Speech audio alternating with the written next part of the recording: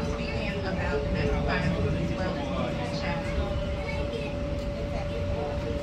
I said today I'm speaking about domestic violence as well as losing a child. I speak because I know that God is real, and I know what God can do. And despite of whatever anybody is going through, know that God is in control. So I continue to say my story, and here I go.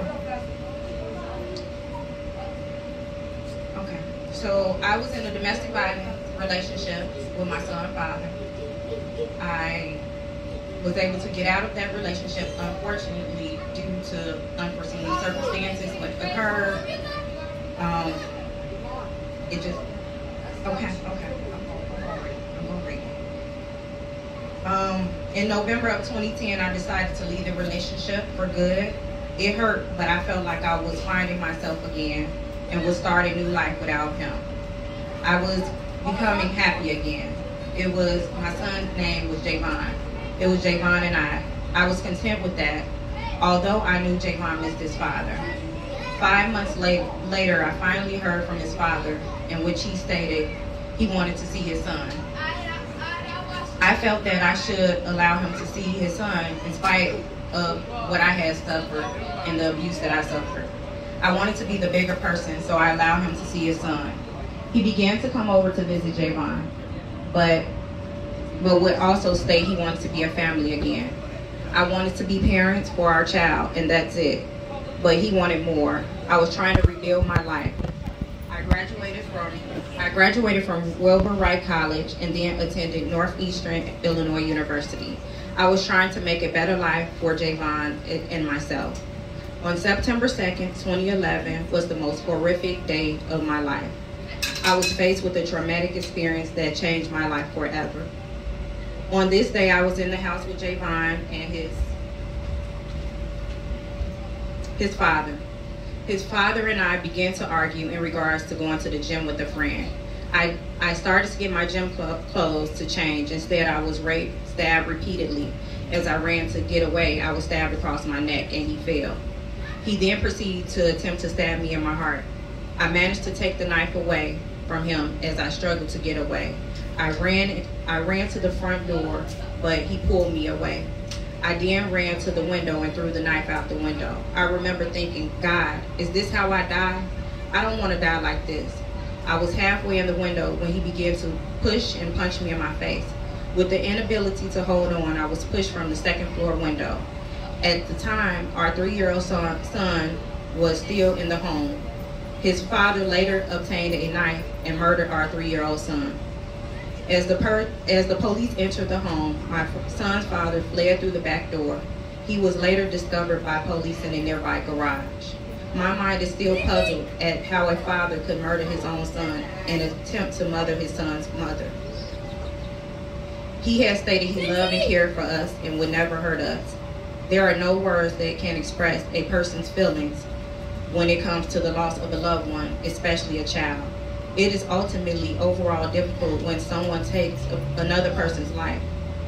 For 3 years, he pleaded not guilty. This experience has taken a toll on me and my family. I did not understand how someone could be so heartless and commit such a gruesome crime. My life has been changed forever. I felt like my heart was ripped out, leaving me alone without no one to understand my pain. I would continuously cry every day and night and was unaware of how to deal with the pain I was feeling. I had support from family and friends, but would replay the events in my mind of my final moments and days with my son, wondering if I could have did something differently. I would often blame myself because I was unable to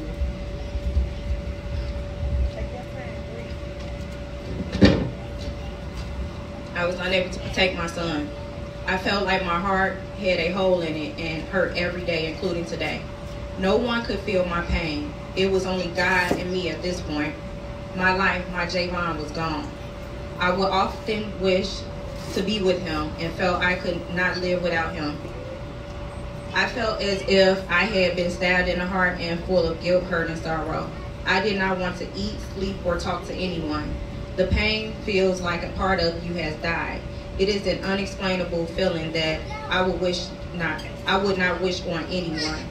I felt like I was broken down to my ultimate low, and no one knew exactly what I was going through. Throughout the day, my family would try to keep me active by taking me places, but by the end of the day, I still had to deal with my son's death. As I stated earlier, I was consistently replaying these events over and over.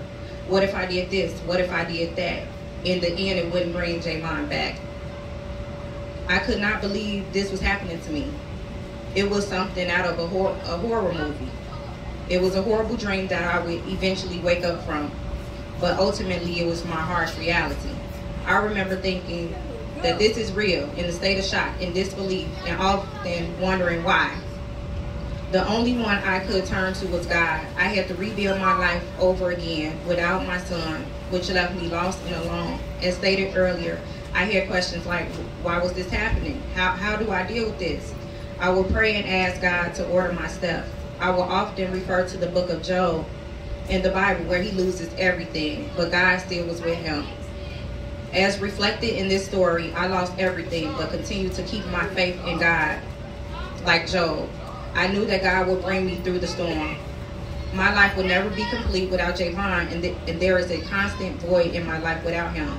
I could remember hearing my uncle's voice saying, it's not what happened to you, it's how you let it affect you. You can either fold or fight mentally. I decided to fight by continuing with my education and helping others. I decided to do something positive by going back to school and obtaining my bachelor's degree. Thank you. In school, I found a peace of mind. It was my outlet from the negativity in my life. I concentrated on my education in order to fulfill my dreams of becoming a social worker. It was difficult, but I allowed my pain to be constructed into something positive instead of negative. I chose the social work profession because I would like to support others who have experienced domestic violence, as well as losing a child, and bring peace to the lives of those who live in violence, and hope to educate others. After I received my BSW from Northeastern Illinois University, I decided to continue my education even further by obtaining my MSW degree from Chicago State University. Okay, y'all give it up now.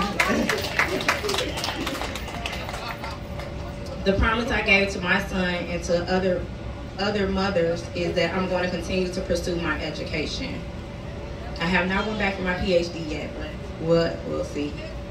In the future, and I would like to establish a program to keep Javon's memory alive. Despite the traumatic experience, I refuse to be broken. I will embrace God and will continue to strive to reach my goals. Justice was finally served for Javon in 2014.